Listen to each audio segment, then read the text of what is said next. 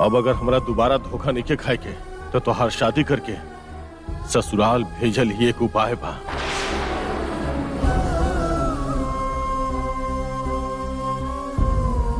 हम आप लोगन के तरह भाई के ना भूल सके नहीं।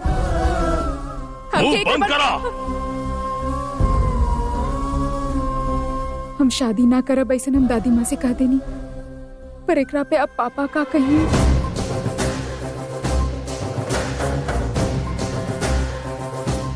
पापा जी कॉफी नहीं? ना चाहे। सवेरे उठ के कॉफी पियल आपकी आदत है ना पापा? ना चाहे बोलनी ना।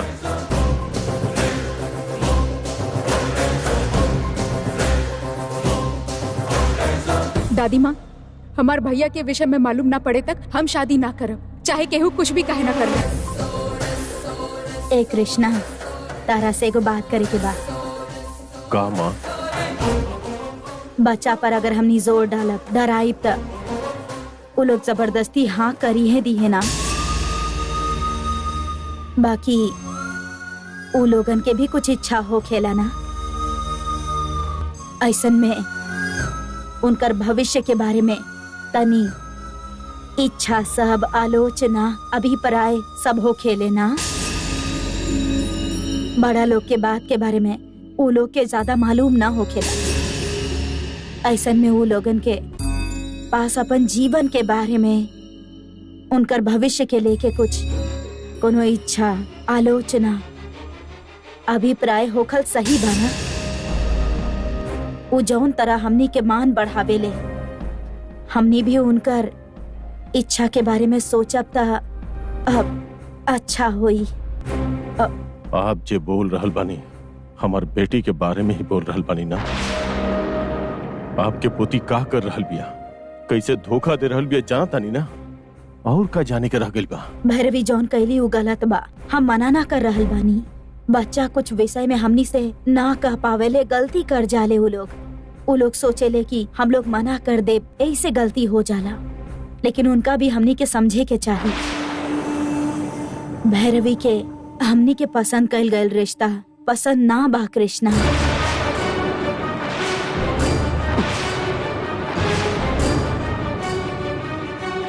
मतलब घर में दामाद होते अब पराया काहे सोचता नहीं भैया? कितना बार बोल चुकल बानी पर तोर सोच ना बदली ना। उतना दिमाग रही तो आपकी इतना बात कहे सुनती साले सा।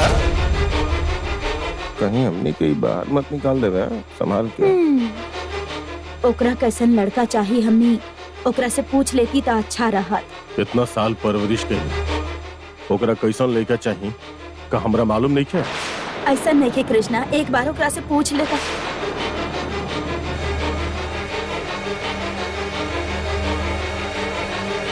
भैरवी, भैरवी। अरे रे, पापा बुला रहल बड़े।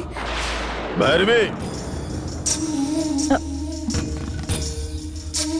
ए भैरवी, तोहर पिताजी गुस्सा में तारा बुला रहल बाड़े, फिर तारा ऊपर गुस्सा करिए, हमरा तो डर लग रहल बा। भैरवी। हाँ पापा आ रहल बानी।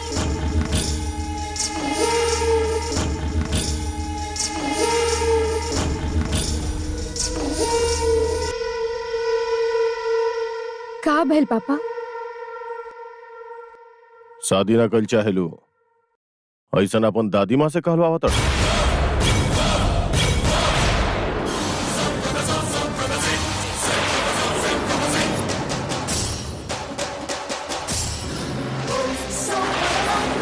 शादी काहे ना कल चाहे, पसंद काहे नहीं खेतवार, कारण का बा?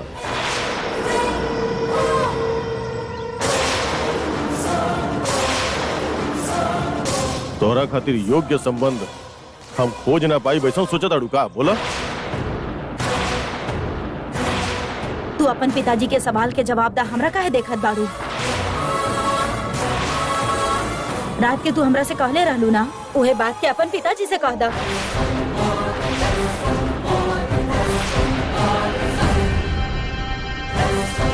एकर काम तो हो गई। अब का दादी माँ का कहीं बोली ना। आपके ना उम्र के साथ साथ कान भी खराब हो गए बा दादी माँ। हाँ हम आपसे का कह ले रानी और अब पापा से का कह देंगे? पापा के पसंद के संबंध होगी तो हम कर ले ऐसन कहानी। हम अब शादी ना करब कह के कब कहनी हम आपके? अब आपके दिमाग खराब हो गए बका?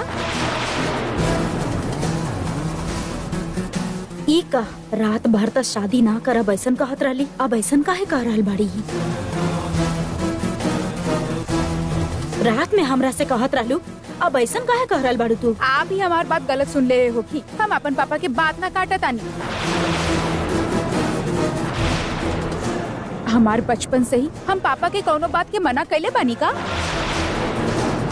हमार पापा ई गांव के बड़ बड़े, हमार पापा के बात ई गांव में केहू ना टालेला। अब वैसे भी हम इनकर बात कैसे काटते? अब हम तब बेटी बानी ना इनकर, आप ऐसे कैसे सोच लेनी दादी माँ?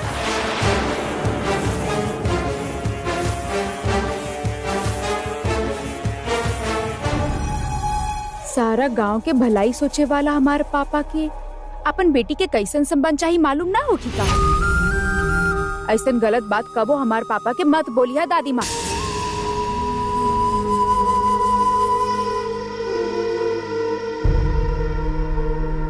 सुन लू न माँ, वो हमारी बेटी ही माँ। हम मारी, गुस्सा करी, बुरा भला कहीं,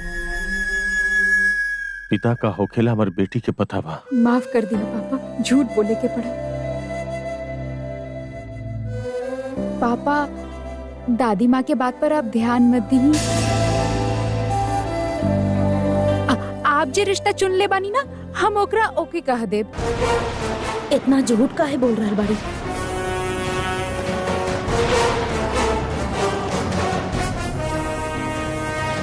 आप जेकरा बारे में भी कहब ना कि बेटा ई लड़का तहरे खातिर ठीक बा, तई के बा काहे बा पूछले बिना हम ओकरा से मंगलसूत्र बंधवा ले।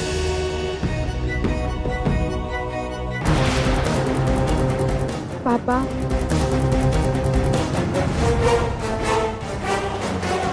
पापा हम तो आपके बेटी बानी, आपके बेटी आपके विरोध कैसे कर सकेली?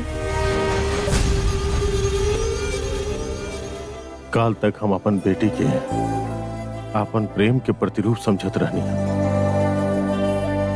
अब हमारे विश्वास के प्रतिरूप जैसन दिखाई दे रहल बिया।